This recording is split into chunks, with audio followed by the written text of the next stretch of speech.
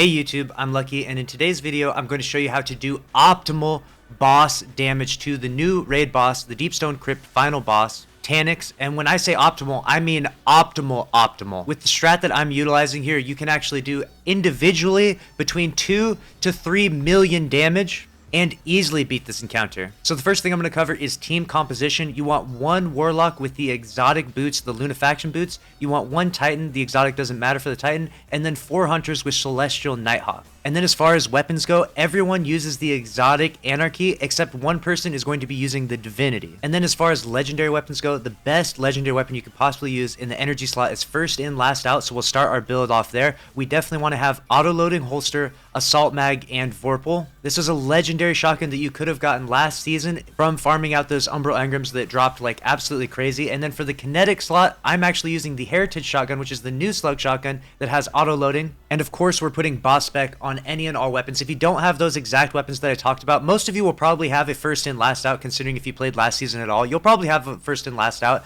But if you don't have the same kinetic weapon, you can definitely use a sniper that has triple tap as a replacement. But for the most part, I wanted to make this video to cover the absolute optimal DPS. Double slug shotguns Anarchy is nasty. And you'll see here in this encounter, what we end up doing is we make all 4 of the balls drop from the boss. And when all 4 of them drop and you bank them properly, which is hard to do, you have to get your teamwork down. When they do that, it gives you another layer of damage phase on the boss. So it's really important to do that. Get that team chemistry down, get everyone's roles down. They know where to go and how to do the encounter. It's really not that hard. All 4 of the balls drop. You have to number them and assign each person that number and then go bank them in the respective position. And if you have a few deaths along the way, it's not that big a deal because it doesn't affect the damage phase at all. So don't even stress it. If you have like 2, 3, often we'll have a few deaths and it's not even a big stress at all. We'll still very easily one phase the boss. As soon as I start damage on the boss, the first thing I do is light him up with a few Anarchy shots. Then I basically just go back and forth with my slug shotguns. They both have auto loading, so I just completely empty the mag, swap over to the other one, completely empty the mag, and I will sometimes use my Nighthawk at the start, or sometimes I'll save my Nighthawk for the final stand. And if you really want to get insanely optimal with it, you can actually do the quick draw glitch, and this will allow you to fire double slug shotguns at an even faster rate, and I'll show you how to do so right here.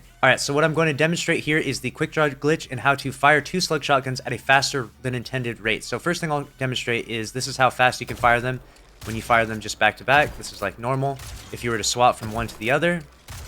And then a well-known glitch within the game is the quick draw glitch, something that people utilize in Crucible a lot, and essentially just allows you to ready your weapon a lot faster. So what I'll do is I'll swap weapons and I'll cancel the swap animation by hitting the shift key, or essentially the sprint key, and pushing the button forward just a little bit. So you'll notice here, this is the pace that you normally swap between weapons, but if I cancel the animation, I can do it that fast. See how fast I did that there? So see how I went from one weapon to the other? So if you do that back to back to back to back, and I'm not an absolute expert at this by any means, but if you do that back to back to back from weapon to weapon to weapon, kinetic energy, slug shotgun, you will do an insane amount of damage. I mean, you can just put up millions of damage by yourself. But obviously that's more of a technique that like speedrunners utilize when they try to do like really optimal damage. So it's not something that you necessarily need to do if you want to one phase them. I did it in this video by just using simple auto loading holster. So if you don't want to get involved in the animation bug with the quick draw glitch, don't worry about it and just simply use the weapons that I mentioned here. And best of luck to you in your attempts to try to melt the new raid boss. Make sure to subscribe if you found this information helpful, and I'll see you in the next video. Later.